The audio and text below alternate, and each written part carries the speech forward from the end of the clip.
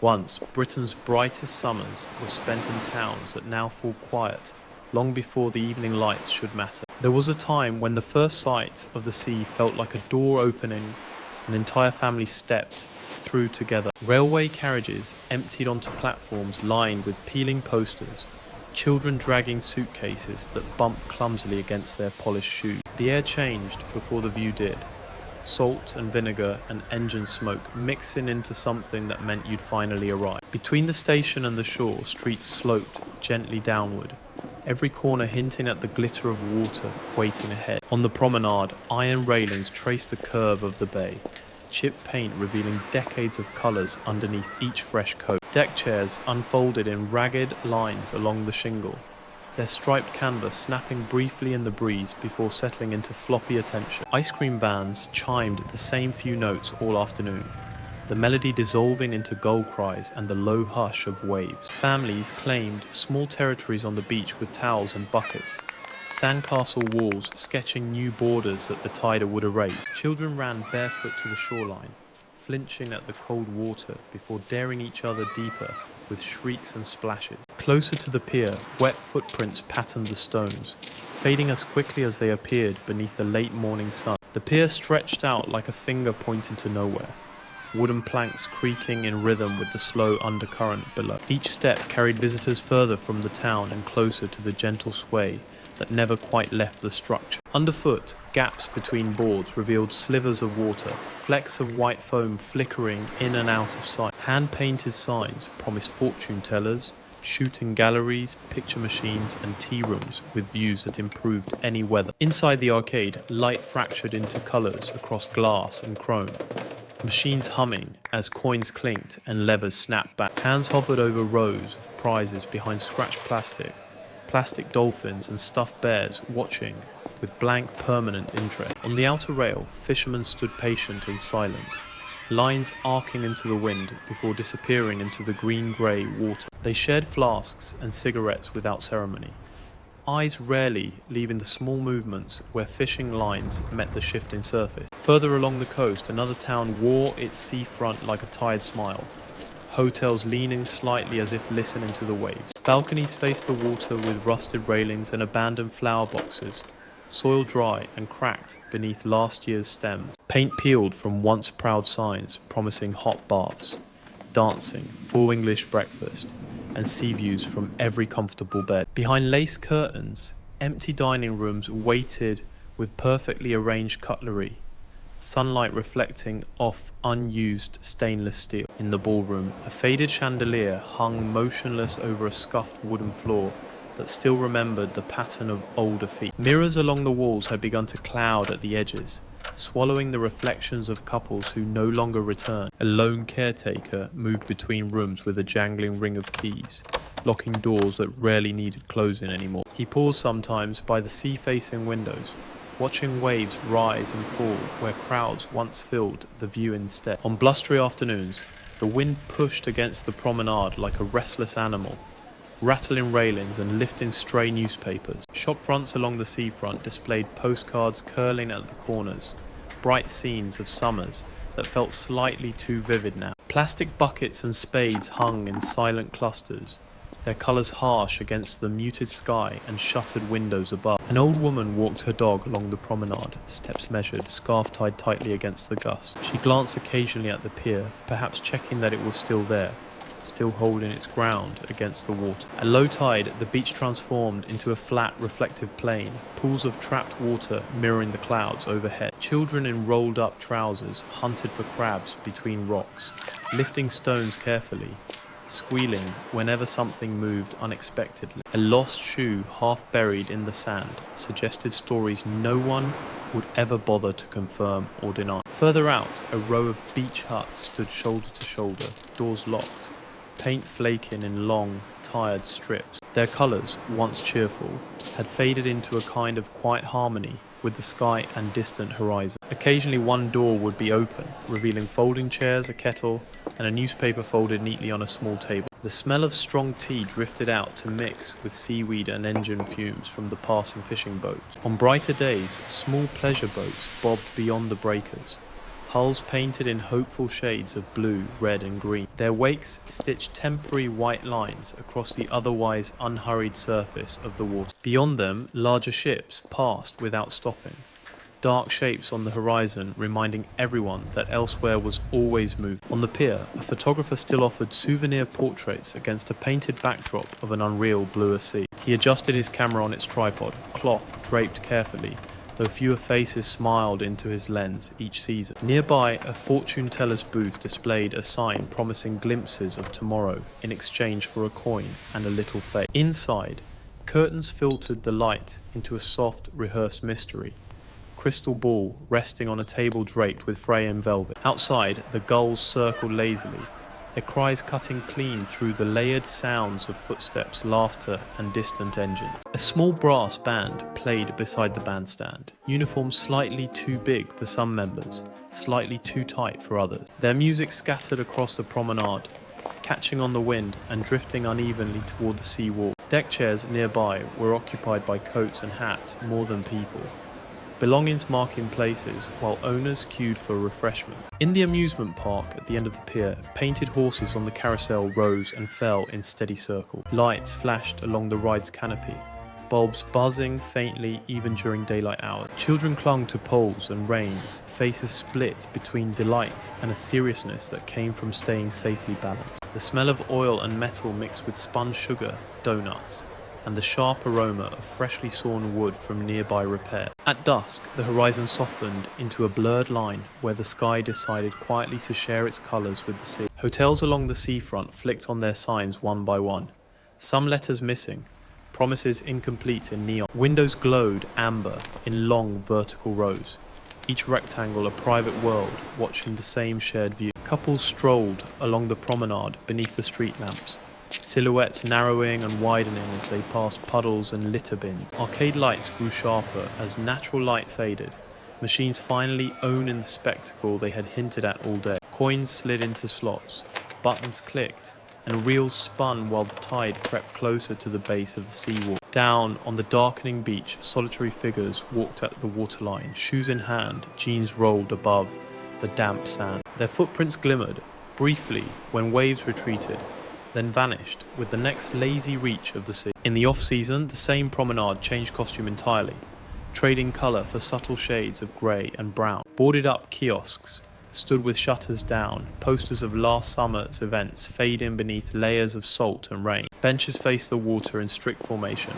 some missing slats, all wearing a thin film of mist. A single cafe stayed open near the pier, chairs stacked inside except for two by the window. Condensation gathered on the glass as customers warmed their hands around cups, watching whitecaps form far out in the channel. Waves struck the seawall with new confidence in winter, sending up spray that coated railings in a sticky crust of salt. The pier groaned under the weight of storm winds, timbers flexing and complaining but refusing to let go. Below, iron supports disappeared into dark, foaming water that showed no interest in the memories perched above. In some towns, the lido stood empty, its once bright tiles cracked and stained, water gone except for rain-filled puddles. Changing rooms lined one side, doors hanging crookedly, paint blisters peeling to reveal older, forgotten colours beneath. A faded depth marker still clung to the deep end wall, numbers half obscured by mildew and time. Grass sprouted between the concrete steps where families once sat,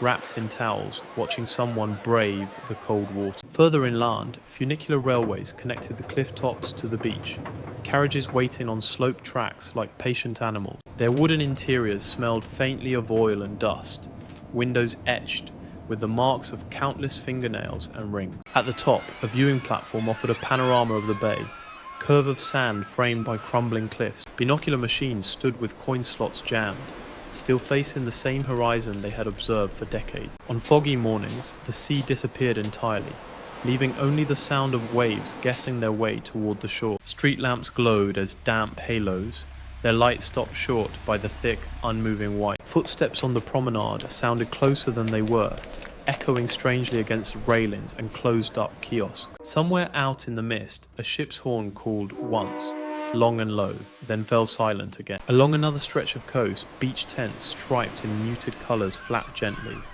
ropes humming under steady tension. families sheltered inside from the wind, huddled together with newspapers, crossword puzzles and card games spread over picnic blankets. The taste of sand found its way into every bite of a sandwich, every sip from a bottle. When the sun finally broke through, shadows shifted sharply, and bodies emerged from tents like cautious explorers. On the horizon, a distant headland cut into the sea, topped by a lighthouse turning slowly, beam steady and disinterested. Cliff paths wound their way toward it.